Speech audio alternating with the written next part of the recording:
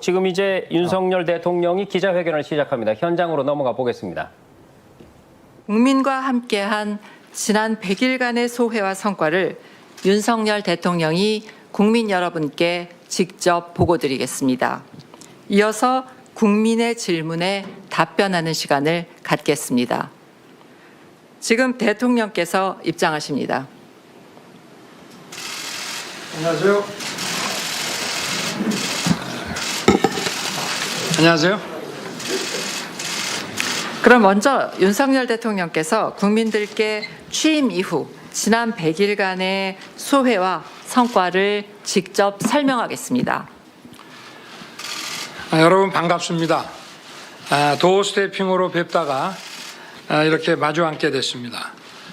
용산으로 대통령실을 옮기고 새로운 환경에 적응하느라 기자 여러분들도 고생 많으셨습니다. 앞으로 여러분께서 취재하시는데 더 불편이 없도록 잘 챙기겠습니다. 지난 휴가 기간 정치를 시작한 후 한 1년여의 시간을 돌아봤고 취임 100일을 맞은 지금도 시작도 국민, 방향도 국민, 목표도 국민이라고 하는 것을 가슴에 새기고 있습니다. 그동안 국민 여러분의 응원도 있고 따끔한 질책도 있었습니다. 국민들께서 걱정하시지 않도록 늘 국민의 뜻을 최선을 다해 세심하게 살피겠습니다. 최근 폭우로 많은 국민들께서 고통과 피해를 받고 계십니다. 신속하게 일상으로 복귀하실 수 있도록 피해 지원과 복구에 최선을 다하고 이 재난 상황에서 서민과 사회적 약자에게 더 큰 고통이 되지 않도록 근본적인 수해 예방 대책과 아울러서 주거 대책도 챙겨 나가겠습니다. 국민 안전은 국가의 무한 책임입니다. 국민들께서 안심하실 때까지 끝까지 챙기겠습니다. 새 정부가 출범하고 정말 숨가쁘게 달려왔습니다. 세계 경제의 불안정성이 확대되어가는 위기 상황을 체계적으로 대응하는 가운데 민생 경제를 살리기 위해 노력해왔고 한편 우리 경제의 미래 먹거리를 또 찾기 위해서 산업의 고도화, 미래 전략 산업 육성에 매진해 왔습니다. 우선 소주성과 같은 잘못된 경제 정책을 폐기했습니다. 경제 기조를 철저하게 민간 중심, 시장 중심, 서민 중심으로 정상화했습니다. 경제 기조를 글로벌 스탠다드에 부합하게 바꾸었습니다. 상식을 복원한 것입니다. 민간의 자유를 최대한 보장하면서 민간 스스로 혁신을 추구할 수 있도록 뒷받침해 왔습니다. 시장이 효율적이고 공정하게 작동되도록 제도를 뒷받침하고 리스크를 줄이고 안정적 균형을 이루도록 시장 정책을 펴서 기업과 경제 주체들이 자율적이고 창의적으로 그 역량을 최대한 발휘할 수 있도록 해주는 것이 정부의 역할이라고 생각합니다. 한편 제가 늘 강조했다시피 정부의 중요한 역할은 민간이 더 자유롭게 투자하고 성장할 수 있도록 그 제도적 방해 요소를 제거해 나가는 것입니다. 지난달 말 기준으로 정부는 총 1,400건의 규제 개선 과제를 관리하고 있고 이 중 140건은 법령 개정 등으로 개선 조치를 완료했습니다. 703건은 소관부처가 개선 조치 중입니다. 제가 직접 규제혁신 전략회의를 주재하면서 도약과 성장을 가로막는 규제를 과감하게 혁신해 나가겠습니다. 아울러 민간 투자와 일자리 창출을 위해 세제를 정상화시켰습니다. 기업의 국제 경쟁력을 높이도록 법인 세제를 정비하고 투자와 일자리 창출에 대한 인센티브를 확대했습니다. 앞으로 우리는 산업의 변화를 뒤따라가만 갈 것이 아니라 기술 혁신을 통해서 선도해 나가야만 합니다. 이를 위해 과학기술 인재를 육성해서 반도체, 우주, 바이오 산업의 기반을 튼튼히 하겠습니다. 미래 산업의 핵심이자 국가 안보 자산인 반도체 산업의 기술 초격차를 유지하기 위해 기업, 인력, 기술, 소부장 전반을 망라하는 반도체 초강대국 달성 전략을 발표했습니다. 특히 인재 공급 정책을 중시해서 관련 대학과 대학원 정원을 확대하고 민관 협력을 강화해서 반도체 핵심 전문 인재 15만 명을 육성할 것입니다. 우리의 독자 기술로 설계부터 제작 발사까지 한 누리호 발사의 성공으로 민간 중심의 우주 산업 기반을 마련했습니다. 우리는 세계 7대 우주 강국으로서 우주 경제 비전을 선포했습니다. 대전의 연구 인재 개발, 전남의 발사체 산업, 경남의 위성 산업 삼각 체제를 제대로 구축해서 나사를 모델로 한 우주항공청을 설립해서 정책적으로 뒷받침할 것입니다. 미래 성장 동력으로 바이오 헬스 산업을 육성하기 위해 2026년까지 13조 원의 기업 투자를 이끌어내는 바이오 헬스 혁신 방안을 마련하였고 5천억 원 규모의 백신 펀드 조성 계획도 발표했습니다. 미래 의료 기술을 선도하기 위해 혁신 의료기기의 평가 기간을 대폭 단축한 것과 같이 기업의 혁신 성장을 발목 잡는 규제를 개선해 나갈 것입니다. 일방적이고 이념에 기반한 탈원전 정책을 폐기함으로써 세계 최고 수준인 우리의 원전 산업을 다시 살려냈습니다. 신한울 원전 3, 4호기는 건설에 다시 착수해서 환경 영향 평가가 진행 중이고 공사 재개 시기를 최대한 앞당길 것입니다. 무너진 원전 생태계를 복원하기 위해 원전 업계에 대한 수천억 원의 발주와 금융 지원에 착수했습니다. 기술 개발 투자를 확대하여 원전 산업을 국가의 핵심 전략 산업으로 키워갈 것입니다. 제가 탈원전 폐기를 선언하고 나토 정상회의에서 적극적인 세일즈 외교를 펼쳤습니다마는 그 결과 해외에서 최근 우리 원전 발주 움직임이 본격화되기 시작했습니다. 앞으로도 우리 원전과 기업의 해외 진출과 세일즈를 위해 발로 직접 뛰겠습니다. 노사 문제 역시 법과 원칙에 따라 대우조선해양 하청지회 파업 사건과 화물연대 운송 거부 사건을 처리했습니다. 관행으로 반복된 산업 현장의 불법 행위 근절을 위해 노사를 불법은 용인하지 않으면서 합법적인 노동운동과 자율적인 대화는 최대한 보장하는 원칙을 관철했고 앞으로도 이 원칙은 반드시 지켜질 것입니다. 법과 원칙 속에서 자율적 대화와 협상을 통한 선진적인 노사 관계를 추구하고 노동시장의 양극화와 이중구조 문제 역시 합리적인 대안을 만들어 가겠습니다. 나라 경제가 어려운 상황에서 정부가 국민의 혈세를 허투루 쓰는 일은 없어야 할 것입니다. 공적 부문의 긴축과 지출 구조 조정을 통해 재정을 최대한 건전하게 운영하고 이를 통해 확보된 재정 여력은 서민과 사회적 약자를 더욱 두텁게 보호하는 데 쓸 것입니다. 이것이 우리 정부의 재정 운영 기조입니다. 국무회의 국가재정전략회의를 주재하면서도 언급한 바 있습니다만 당면한 민생 현안과 재정 위기 극복을 위해 정부와 공공부문부터 솔선해서 허리띠를 졸라매고 내년도 예산안부터 성역 없는 지출 구조 조정과 공공부문 지출 절감에 착수했습니다. 방만하고 비대화된 공공기관을 핵심 기능 위주로 재편하고 불효불급한 자산의 매각, 유사한 지방 공공기관의 통폐합을 통해 공공부문의 효율성과 생산성을 제고하기로 했습니다. 특히 정부위원회를 30% 이상 줄여 불필요한 세금 낭비를 막았습니다. 그동안 정부는 경제가 어려울수록 더욱 고통받는 서민과 사회적 약자를 보호하는 데 주력해 왔습니다.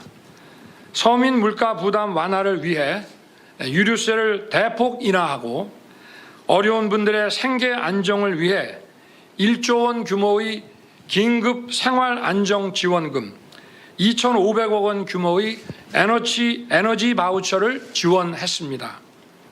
소상공인에 대해서는 정부 출범 직후 추가 경정 예산을 긴급 편성해서 손실보전금 등 25조 원을 지원했습니다. 수해, 코로나 재확산 등으로 어려움을 겪고 있는 소상공인들에게는 충분한 금융 지원을 통해 대출금 상환의 부담이 가중되지 않도록 하겠습니다. 매주 비상경제 민생회의를 통해 민생경제를 직접 챙기고 있습니다만 앞으로 더욱 국민들께서 체감하실 수 있도록 세심하게 챙기겠습니다. 아울러 폭등한 집값과 전셋값을 안정시켰습니다. 국민들의 주거 불안이 없도록 수요 공급을 왜곡시키는 각종 규제를 합리화하고 사회적 약자를 위한 주거복지 강화에 노력했습니다. 주택급여 확대, 공공임대료 동결로 서민의 주거비 부담을 경감시키고 깡통 전세, 전세 사기에 대응하기 위한 특별 단속과 전세 보증금 보호 방안도 마련했습니다. 징벌적 부동산 세제, 대출 규제를 집중적으로 개선했습니다. 생애 최초 주택을 구입하는 경우 LTV 규제를 80%까지 완화해서 적용하고 규제지역 해제 등 공급을 막아온 규제들도 정상화했습니다. 외교 안보에 있어서도 자유와 인권, 법치라는 보편적 가치와 규범을 기반으로 국제사회의 평화와 번영에 기여하고자 책임 있는 노력을 해왔습니다. 보편적 가치와 규범을 기반으로 약화된 한미 동맹을 다시 강화하고 정상화했습니다. 악화된 한일 관계 역시 정상화를 신속하게 추진하고 있습니다. 취임 초 한미 정상회담을 통해 한미 동맹을 재건하고 한미 연합방위 태세를 공고히 해서 북핵에 대해 강화된 확장 억제 체제를 구축했습니다. 안보 동맹을 넘어 경제 기술 분야 등 경제 안보 협력을 강화해 글로벌 공급망과 외환 시장을 안정시켰습니다.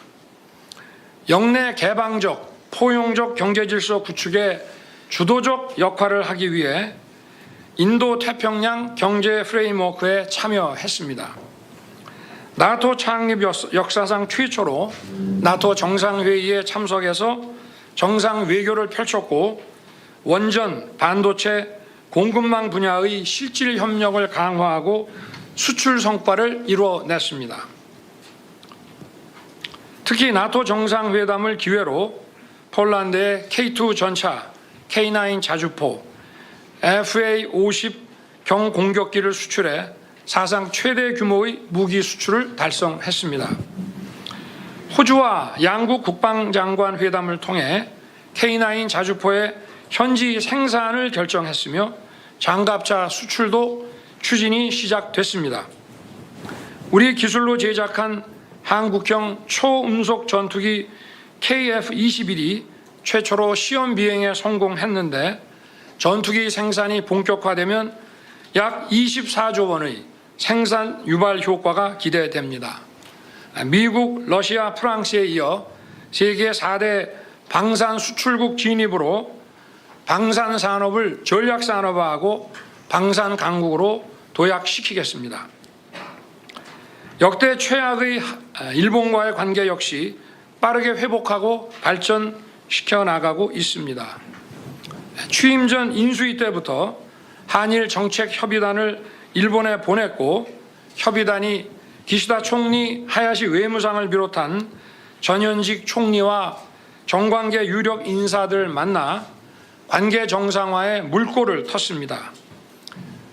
김포 하네다 항공 노선을 재개했고 나토 정상회의에서 기시다 총리와 만나 환담을 하고 한미일 정상회의도 열었으며 미래지향적인 한일 관계의 토대를 만들었습니다.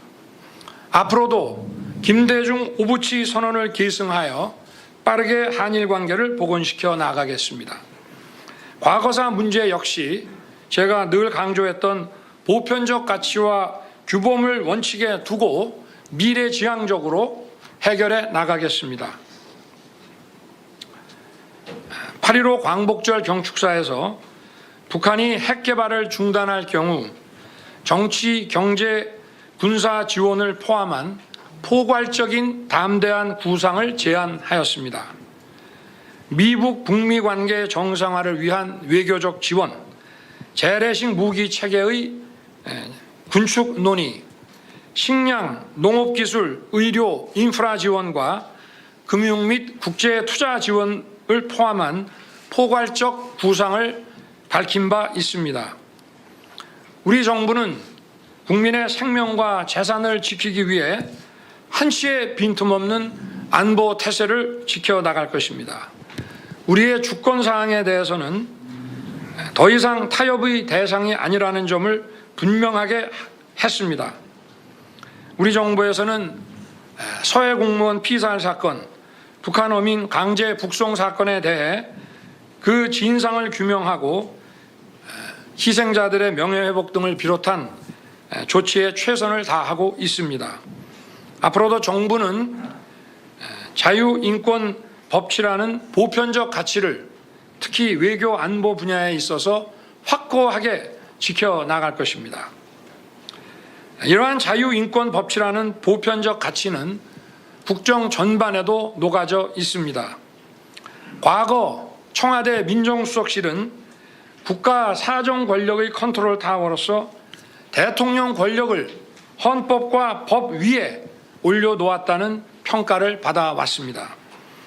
저는 민정수석실을 폐지하여 사정 컨트롤 타워 권한을 포기했습니다. 그리고 법에 정해진 수사 감찰기구로 하여금 민주적 통제를 받으며 투명하게 그 기능을 법에 따라 수행하도록 하고 대통령의 제왕적 초법적 권력을 헌법과 법률의 틀 안에 들어오게 했습니다.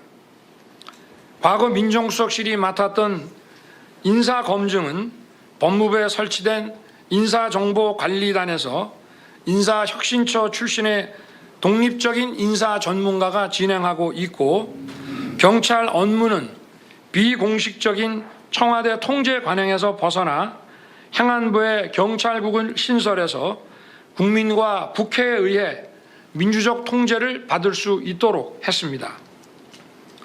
100일 동안 추진해온 정부의 주요한 국정 과제에 대해서 말씀을 드렸습니다.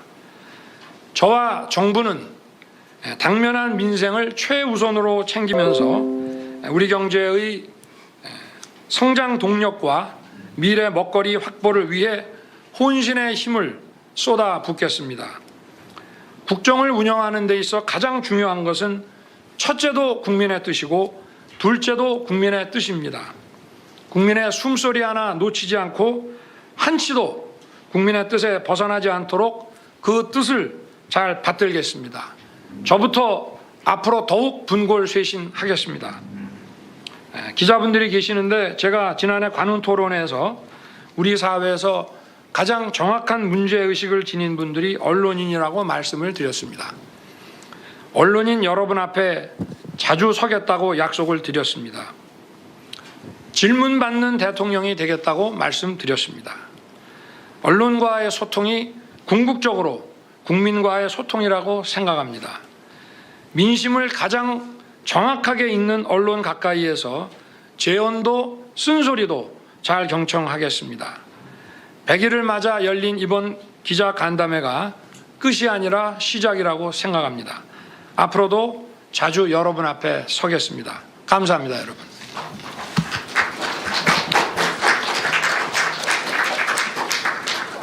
네, 감사합니다. 이제 질문을 받을 시간입니다. 이 자리에는 지금 약 120여 명의 내외신 기자분들이 함께하고 계십니다. 근데 이번 기자회견은 사전에 어떤 주제를 정하거나 뭐 질문자를 먼저 정하거나 그러지 않았습니다. 그래서 자유롭게 주제를 택해서 질문을 하시면 되겠습니다. 근데 일단 질문을 하실 분들은 손을 들어주시고요. 지목이 되면 일어서셔서 소속 언론사와 성함을 먼저 밝혀주시면 좋겠습니다. 그리고 한 가지 당부드릴 것은 원활한 진행을 위해서 질문은 조금 간략하게 해주시기를 당부드립니다. 자, 그럼 질문을 원하시는 분들은 손을 들어주시죠. 전부 드셨네요. 예, 저 최고원 기자님, 예, 질문해 주세요. 네, SBS 최고은입니다. 조금 큰 소리로 부탁드립니다. 네, 수립 기자단의 일원으로서 여러 가지 어려운 상황 속에서도 취임 100일 기자회견을 갖게 된 걸 의미 있게 생각한다는 말씀 먼저 드립니다. 질문 드리겠습니다. 국정 운영 지지율이 계속해서 낮은 수준에 머물고 있습니다. 언론들의 분석이 많이 있었습니다만 대통령님께 표를 준 사람들의 절반 가까이가 석 달 만에 떠나간 이유를 대통령님 스스로는 어떻게 분석하고 계신지 원인 3가지만 꼽아주셨으면 합니다. 제가 뭐 3가지로 말씀드리기는 제가 어려울 것 같고요. 이 지지율 그 자체보다도 그런 여론 그 조사에서 나타난 그 민심을 겸허하게 받드는 것이 중요하다고 생각하고 여러 가지 그 지적된 문제들에 대해서 국민의 관점에서 세밀하게 꼼꼼하게 한번 따져보겠습니다. 그리고 제가 취임 후에 한 100여일을 일단 당면한 현안들의 그 매진을 하면서 되돌아볼 시간은 없었습니다마는 이번 휴가를 계기로 해서 지금부터 다시 다 되짚어 보면서 어떤 조직과 정책과 이런 과제들이 작동되고 구현되는 과정에 어떠한 문제가 있는지, 소통에 어떤 문제가 있었는지를 면밀하게 짚어 나갈 생각입니다. 예, 다음 질문 받겠습니다. 이 뒤에 카메라 뒤에 문동성 기자님. 예.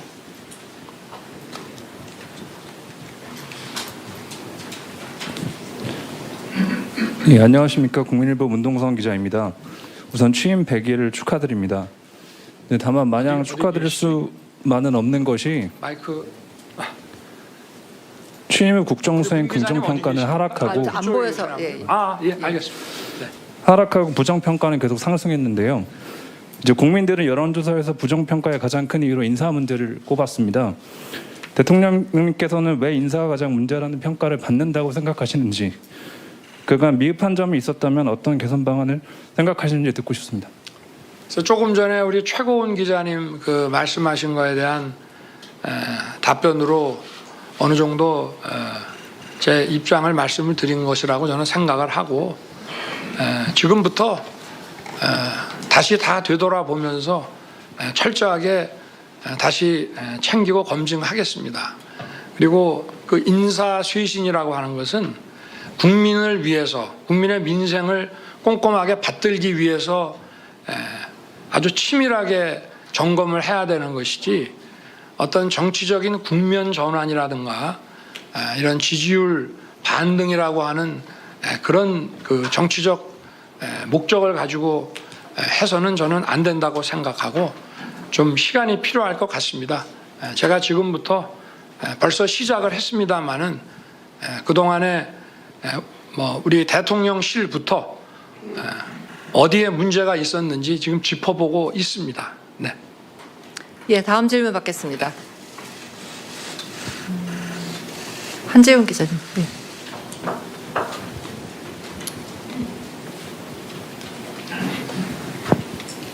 연합뉴스 한지훈 기자입니다. 네, 취임 100일 축하드립니다. 네, 고맙습니다. 아까 말씀에서도 언급을 하셨는데요.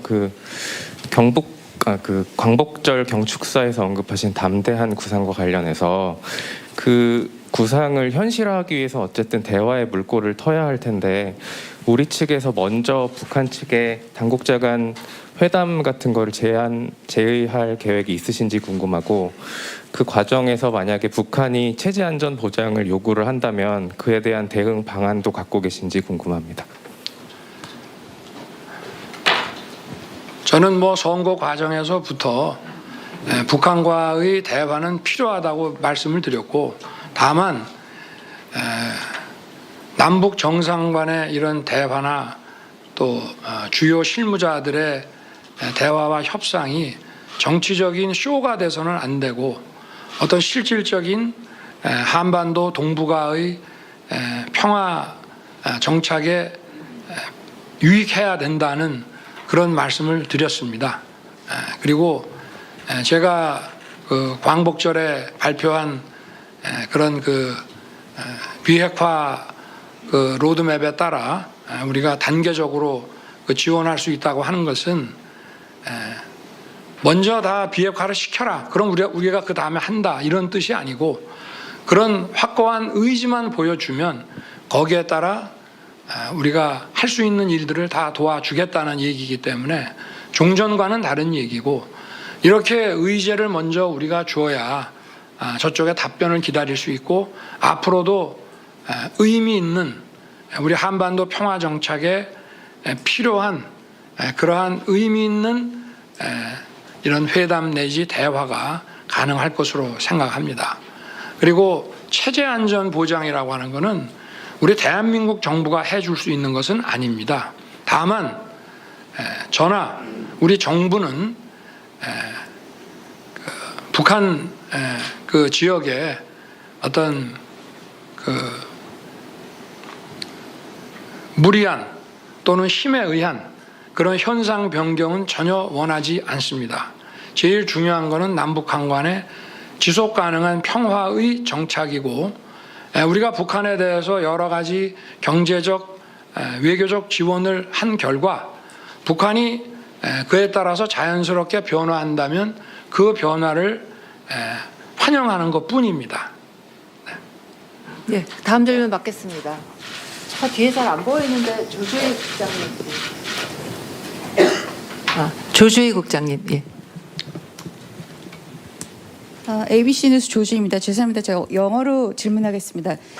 If denuclearization of North Korea is realistically impossible, despite your audacious economic plans, there are also people who say that perhaps South Korea should also become a nuclear state, and there are also poll results as well for a balance of power and also to have a better chance of achieving peace. Do you agree or disagree, and can you share with us why? 네, 대통령님, ABC 뉴스 조주희 국장입니다. 비핵화 관련해서 질문 드리겠습니다. 발표하신 담대한 구상에도 불구하고 만약에 현실적으로 북한의 비핵화가 불가능하다면 일각에서는 대한민국도 핵을 보유해야 한다든지 또 그에 맞춰서 세력 균형을 달성해야 된다는 그런 의견이 있습니다. 이것이 더 평화에 기여할 것이라는 의견이 있는데 이에 대해서 동의하시는지 또는 동의하지 않으시는지 대통령님 말씀을 듣고 싶습니다. 저는 NPT 체제가 항구적인 세계 평화에 매우 중요하고 필수적인 전제라고 생각하고 있습니다. 그래서 어떠한 상황이 되더라도 확장 억제를 더욱 실효화하고 강화해 나가는 것을 우선적인 과제로 생각할 계획이고, 확장 억제에는 또 다양한 모델들이 나올 수 있기 때문에 북핵의 위협이 고도화되고 기존에 있는 정도의 확장 억제로 되지 않는다고 한다면은 이 확장 억제가 아마 그 형태가 조금 변화될 수는 있겠습니다만은 NPT 체제에 대해서는 끝까지 포기하지 않고 지켜낼 생각입니다. 네. 다음 질문 받겠습니다. 노은재 기자님. 예.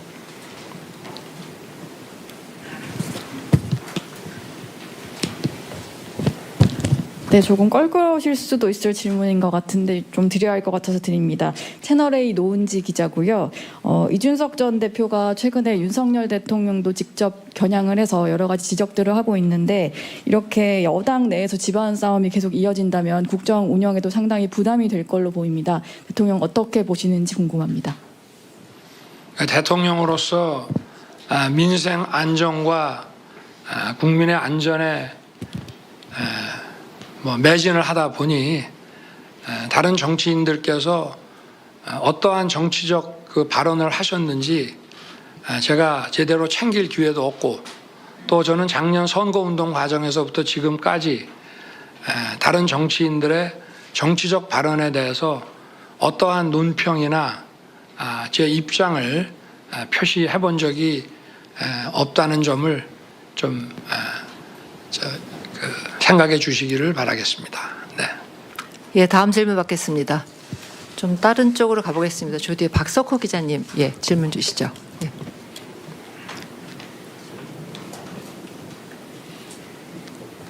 네, 부산일보 박석호 기자입니다. 대통령께서는 2030년 부산 엑스포 유치를 새 정부의 국정과제에 포함시킬 정도로 강한 의지를 갖고 계신데요.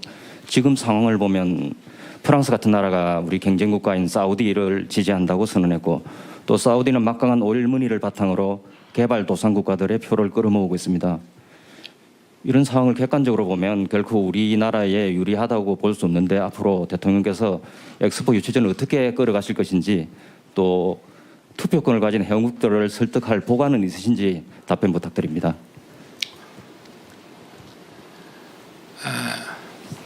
투표권을 가진 회원국들이 굉장히 많습니다.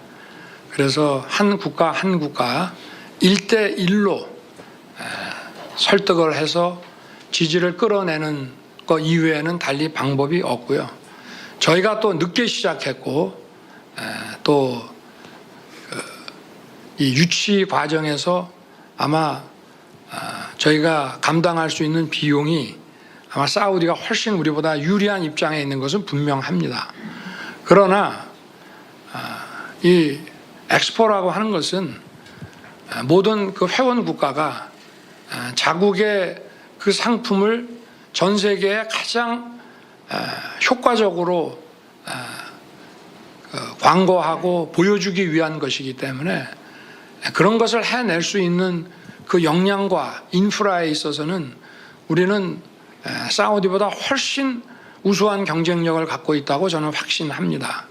그래서 그 엑스포 그 관계자들도 한국이 늦게 시작했지만 아직 시간이 1년 이상 남아 있기 때문에 최선을 다해서 뛰면은 반전이 가능할 것이라고 저희에게도 조언을 주고 있고 저희도 지금 차곡차곡 그 지지 국가를 하나씩 이렇게 지금 이끌어내고 있는 상황입니다. 무엇보다 저희는 과거에 이런 그 엑스포를 이번 2030과 같은 등록 엑스포는 아니지만 그리고 올림픽도 했고 이런 국제 행사를 치러본 경험이 탁월하게 많기 때문에 저는 제가 나토에 가서도 그 양자 회담을 하면서 그 지지를 호소할 때 여러 그 귀국의 그 상품을 전 세계에 그 보여주는 데 있어서 대한민국만큼 그 확실하게 그 광고를 해줄 수 있는 그런 인프라를 갖춘 경쟁국은 없다. 그런 점을 강조를 해왔고 막 그런 차원에서 열심히 하면은 저는 가능하다고 생각합니다. 그리고 이것이 주는 경제적 그 효과가 워낙 크기 때문에 저희가 결코 포기할 수 없는 것이고 최선을 다해야 한다고 생각합니다. 예, 다음 질문하실 분요. 이번에 이쪽으로 가서 나카가와 기자님, 예. 일본 요미우리신문 나카가와입니다. 대통령님 취임 100일을 축하드립니다. 그럼 바로 질문 드리겠습니다. 광복절 건축사에서 한일 관계를 빠르게 회복하고 발전시키기를 원하고 계시다고 말씀하셨습니다. 그런데 가고사 문제, 특히 강제징용 문제 해결이 쉽지 않고 더 시급합니다. 대통령께서는 어떻게 하면 해결이 될 수 있을 것이라고 생각하고 계십니까? 또한 기시다 총리와의 정식 정상회담이 아직 이루어지지 않았습니다. 정상회담이 이루어진다면 어떠한 대화를 나누실 생각이신지요?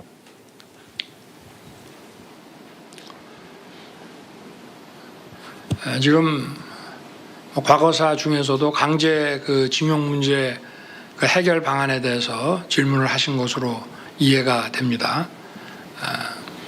강제징용은 이미 우리나라에서는 대법원에서 확정 판결이 나왔고 그 판결 채권자들이 그 법에 따른 보상을 받게 돼 있습니다. 다만 그 판결을 집행해 나가는 과정에서 일본이 우려하는 그런 어떤 주권 문제에 충돌 없이 채권자들이 보상을 받을 수 있는 그런 방안을 지금 깊이 강구하고 있는 중입니다. 저는 긍정적으로 보고 있고, 그리고 과거사 문제라는 것도 양국이 미래지향적인 협력 관계를 강화할 때 그 양보와 이해를 통해서 과거사 문제가 더 원만하게 빠르게 해결될 수 있다는 그런 믿음을 가지고 있습니다. 미래가 없는 사람들끼리 앉아서 어떻게 과거에 대한 정산을 할 수 있겠습니까? 그래서 저는 한일 간의 관계는 특히 지금 이런 동북아 이런 세계 안보 상황에 비추어 보더라도, 그리고 이런 공급망과 경제안보 차원에서 보더라도 한미 간에는 이제 미래를 위해서 긴밀히 협력해야 되는 관계가 지금 됐기 때문에 양국이 과거사 문제에 대해서 합리적인 방안을 도출할 수 있을 것으로 정부와 국민들이 해낼 수 있다고 저는 생각합니다. 네, 다음 질문 받겠습니다. 박미영 기자님. 네. 네, 뉴시스 박미영입니다. 저는 좀 가벼운 질문을 하겠습니다. 대통령님께서는 역대 대통령께서 하지 않으신 도어 스태핑을 지금 하고 계신데요. 국민하고 소통하겠다는 취지로 알고 있습니다. 근데 답변 논란이라든가 아니면 태도 때문에 조금 논란이 되기도 했었는데요. 좀 심경이 어떠셨는지 그런 지적을 받았을 때, 그리고 또 최근에 조금 변화를 주고 계신데 이걸 앞으로 계속 하실 생각인지 궁금합니다. 계속 일단 결론부터 말씀드리면 계속 하겠습니다. 여러분들께서 하지 말라 그러면 할 수 없겠지만, 저는 이 자유민주주의라고 하는 것은 예를 들어서 대통령 중심제 국가다 하면은 그 대통령직 수행 과정이 국민들에게 투명하게 드러나고, 또 국민들로부터 날선 비판, 다양한 지적을 받아야 된다고 저는 생각합니다. 그래서 제가 용산으로 왔고, 그리고 과거와는 달리 춘추관으로 별도의 건물에 있었지만 저와 우리 참모들이 함께 근무하는 이곳 1층에 여러분들의 기자실이 들어올 수 있도록 조치를 한 것입니다. 제가 휴가 중에 저를 좀 걱정하시는 분들이 그 도어 스태핑 때문에 지지가 떨어진다고 당장 그만두라는 분들이 많이 계셨습니다만은, 그거는 제가 용산으로 그 대통령실을 옮긴 가장 중요한 이유이고, 그리고 새로운 그 소통하는 국민들께 제 만들어진 모습이 아니라 제 있는 그대로의 모습을 보여드리고 비판을 받는 그런 새로운 대통령 문화를 만들어내는 과정이기 때문에 미흡한 게 있어도 계속되는 과정에서 국민들께서 이해하시고 또 미흡한 점들이 개선돼 나갈 것이라고 생각합니다. 여러분들께서도 많이 도와주시기를 부탁드립니다. 네, 질문 하나 더 받을까요? 잠깐만, 저 뒤쪽으로. 박정진 기자님 부탁드릴게요.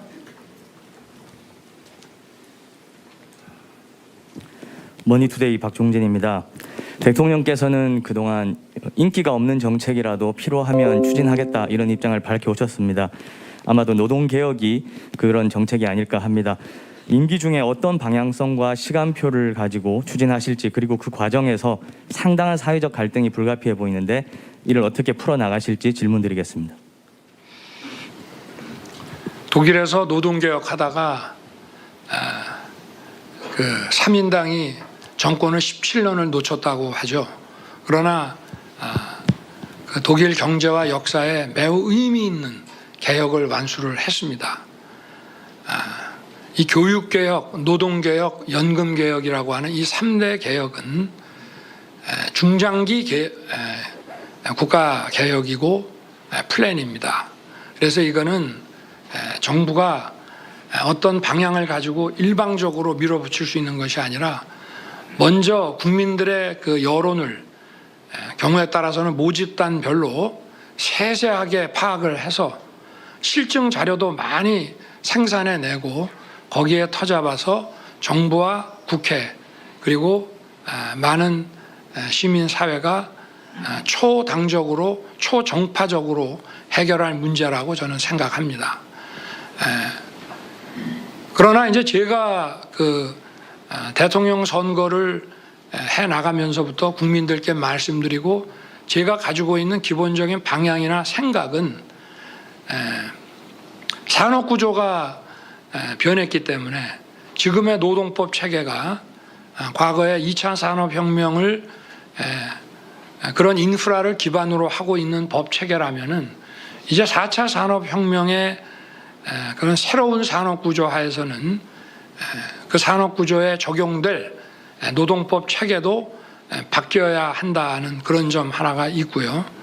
그리고 노동의 공급이라는 것도 결국은 기업과 산업의 그 수요에 따라서 유연하게 그 대응을 해주지 못한다면은 경쟁력이 떨어지고 결국 우리나라 전체의 국부와 또 따라서 우리 노동자들에게 돌아가는 그런 그 소위 그 소득이 저는 줄어들 것이라고 생각합니다. 그래서 노동이라는 것도 현실의 그 수요에 맞춰서 유연하게 좀 공급이 될 수 있어야 된다라는 그런 측면이 하나가 있고요.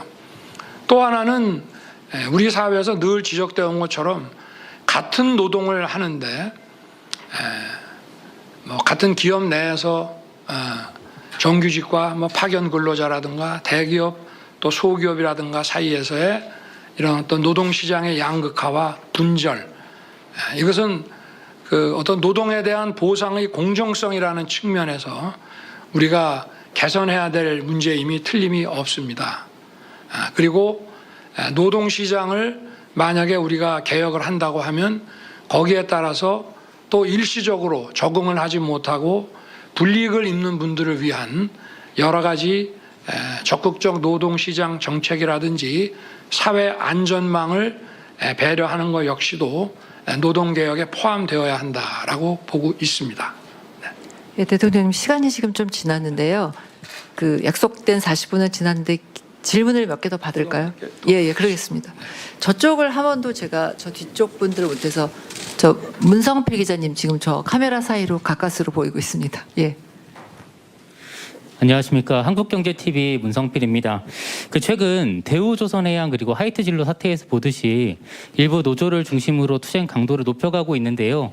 항상 법과 원칙을 강조해 오셨는데 법과 원칙만 강조하다 보면 자칫 강대강 대결로 갈 수 있다는 우려도 있습니다. 법과 원칙 외에 혹시 다른 법관이 있으신지 말씀 부탁드립니다.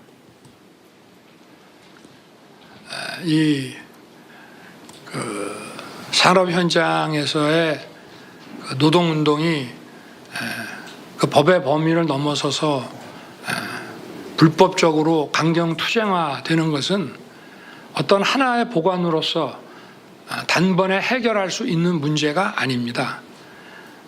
어떤 일관된 원칙을 예측 가능하게 꾸준히 지켜가면서 그 문화가 정착돼 가면서 해결될 수 있는 그런 일이라고 저는 생각을 합니다. 그래서 정부가 이 법과 원칙이라고 하는 것을 노사를 불문하고 일관되게 유지한다는 그 원칙이 중요하고 또 그 시장에도 정부의 그 일관된 원칙을 그 시장에서 받아들일 수 있도록 계속 그 정부가 입장 표명을 하는 것이 저는 중요하다고 보고 있고요. 우리가 지금 가지고 있는 노동 그 법 체계는 근본적인 노사 갈등과 문제를 해결하기 위한 방안으로 국민들이 합의해서 만들어 놓은 체제입니다. 그렇기 때문에 법이 중요하지 않다, 법만 갖고는 해결되지 않는다라고 하는 것은 조금 그렇게 해서는 문제 해결이 어렵고, 우리가 이미 합의된 방식을 만들어 놨기 때문에 그 방식을 철저히 지키기 위해서 노력하는 것이 저는 중요하다 이렇게 생각을 하고요. 그리고 법에 위반되는 일이 발생했다고 즉각적인 공권력 투입으로 그 상황을 진압하는 것보다도 일단 먼저 대화와 타협을 할 수 있는 시간을 좀 주고, 그리고 그래도 이게 안 된다고 할 때는 그때는 더 이상 법에 따라서 일을 처리할 수밖에 없는 그런 문화가 저는 정착이 돼야 된다고 생각합니다. 네. 예, 자, 다음 질문 받겠습니다. 폴라 기자님.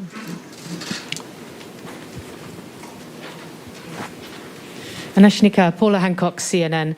I wanted to ask Mr. President about your global pivotal state. You have mentioned going to the NATO summit a number of times this morning. When it comes to Ukraine, are you planning to send more than just non-lethal military aid? Are you planning to send what President Zelensky asked the National Assembly for, more offensive military aid?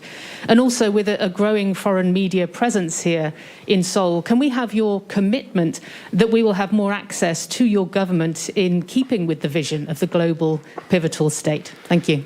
네, 대통령님, CNN의 폴라 행콕스 기자입니다. 대통령님께서 말씀하신 글로벌 중추국가 비전 관련해서 질문 드리겠습니다. 최근 나토 정상회의에도 참석하셨고, 또 우크라이나 관련해서는 이제 저희가 비인도적인 지원만 제공을 해오고 있는데, 젤렌스키 대통령이 국회 연설에서 요청한 것과 같이 보다 공격용 무기 이런 것들을 지원할 생각이 있으신지 여쭙고 싶고, 두 번째로 또 글로벌 중추국가 구상의 일환으로서 지금 서울의 외신들이 보다 많이 증가하고 있는데, 외신의 대통령실과 정부에 대한 접근을 좀 늘려주셨으면 하는 그런 요청을 드립니다. 우크라이나는 그 국제법 위반 행위에 의해서 침략을 당한 국가로 정의가 되고 있습니다. 그것이 국제사회에 보편적으로 받아들여지는 판단입니다. 그래서 우리 대한민국도 국제사회와 함께 우크라이나에 대한 다양한 지원과 또 우크라이나 그 국민들의 어떤 피해 회복을 위해서, 그 인권의 복원을 위해서 최대한 노력하고 있습니다. 다만 공격용 무기 내지는 군사적 지원을 어떤 방식으로 할 것인지에 대해서는 제가 오늘 이 자리에서 말씀드리기는 좀 어렵고, 우크라이나 그 국민들이 빠른 시일 내에 그들의 자유를 회복하고 손괴된 국가 자산을 다시 복구할 수 있도록 최선을 다해서 도와줄 생각입니다. 그리고 용산 대통령실에 우리 외신 기자분들의 그 접근 기회는 더 확대하도록 노력하겠습니다. 예, 그럼 약속한 시간보다 지금 10분이 거의 지나서 마지막 질문 하나 받고 마무리를 하도록 하겠습니다. 저 뒤쪽에 하요메 기자님. 예. 네. 네, 안녕하세요. 이투데이 하요메 기자입니다. 얼마 전 폭우 피해로 그 반지하 사망자 발생으로 인해서 대통령께서도 현장으로 가셨고, 그다음에 서울시에 이어 국토부에서도 이제 관련 대책을 발표를 했는데요. 근데 이제 임대 그 공공주택 지원 같은 경우는 시간이 너무 많이 걸리고, 그다음에 월세 지원책 같은 경우는 아무래도 좀 실효성이 떨어진다는 좀 지적이 제기되고 있는데, 그래서 당장 내년에 이런 폭우 피해를 막을 수 없을 것이라는 우려가 좀 제기가 되고 있습니다. 그래서 이런 우려를 불식시키기 위한 좀 해결책이 있는지 궁금합니다. 저희가 그동안은 이제 이 주거 복지라는 관점에서 열악한 그 주거 환경에 사시는 분들의 문제를 바라봤는데, 이번 그 기록적인 집중호우 그 피해를 저희가 보면서 이분들에 대한 안전이 더 시급한 문제이구나 하는 것을 느꼈습니다. 지금 공공임대주택에 대해서도 어느 정도의 여유분이 좀 있고, 그리고 이분들이 지상의 주택으로 이전할 수 있는 전세자금 그 금융지원 여력도 좀 있습니다. 그래서 이거를 빨리 시행을 해서 이분들이 먼저 향후에 이런 집중 호우가 내리더라도 안전하게 계실 수 있도록 먼저 장치를 만들고요.